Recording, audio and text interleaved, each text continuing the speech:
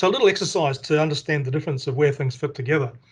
Help desk gets a call, somebody calls in and says, oh, my machine stopped working, it started running slow, then stopped, Thursday, 2 o'clock. So typically what would happen here is the help desk will assign a ticket, a response ticket. They'll do some work on it, they'll fix it, and they might rebuild the machine, whatever.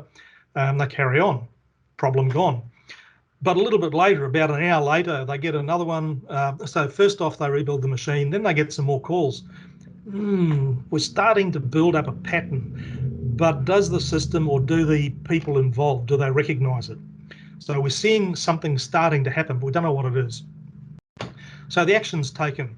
The agency might appoint a person to oversee, might or might not be called an incident manager. It's probably a help desk person, probably allocated to a person in the help desk.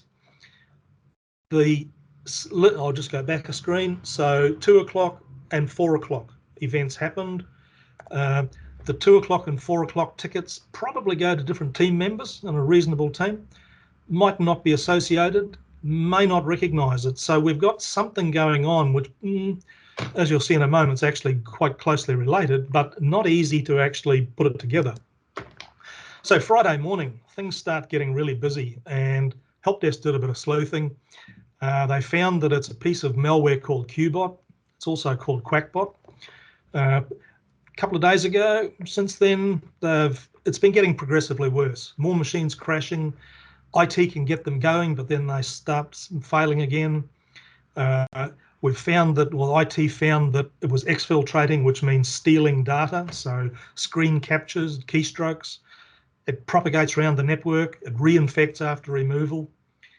Second agency, now it's starting to get a bit wider. Second agency called DSS and said, yeah, we've got something similar. So by Sunday morning, major cyber incident initiated and call for people to come in to Kirks Bay House and work from home now with cyber. That might not happen. We might do it all remotely, but ostensibly there's a call for everybody to come in, a crisis team meeting. So what does it look like? Thursday, 2 days ago, something happened. Friday, more machines crashing. Saturday, we know that it's bad. Sunday, incident initiated. And Sunday afternoon, crisis meeting. Lots of people in. Now, when we first started it, we had a machine that crashed and fairly isolated, fairly standard to rebuild a machine, but it got worse. So what are the business impacts? We've got teams now involved, not just one. We've got IT across two different departments. We've got a whole range of others. The executive will probably be, we've got crisis, so the executive are involved. Legal will be there, data leak. Remember, we had screen captures and data keystroke stealing. HR, staff data. Procurement, do we need to replace things? So the team is now quite large. We're probably starting to become public.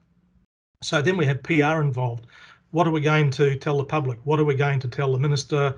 What is it? An important question, how long before back to business as usual? So all these things that were unknown. This happened, this was a real event, 2016, January the 14th at Royal Melbourne Hospital. That exact chain of events occurred. It started on a Thursday at 10:56 on the 14th. On the weekend, the IT manager rebuilt some machines. And by next week, by the following week, Monday, leading into Tuesday, the crisis team was initiated. It took 4 weeks to actually fix that out of the hospital. 4,500 machines were taken out unusable. It caused a lot of problems. So from what looked at the start to be just a few machines crashing, we'll fix it really easy, we'll rebuild the machine, turns into a crisis. For the Melbourne Health one, Royal Melbourne, on twice a day for the first 2 weeks, there were crisis team meetings all the way through to the CEO, about 30 people, and it involved I'll just go back a screen, top right, the executive, legal, HR, procurement, finance, plus all of the major departments in the hospital. So it became a major event. So expectations from an incident response perspective, how do we manage the teams? How do we manage management and everything else? The management, their expectations, they just want it fixed now. Oh, I don't care what you do, just fix it. The IT team, for them, they viewed it as pretty simple. Easy, we'll fix in a few days, a few machines crashing. The attacker, I'm here to steal information. They were getting banking information. And the incident response team, I've seen another one. This is very similar to one we did a while back. Yeah, it's going to be at least 3 weeks. So the expectations on the different groups are quite different.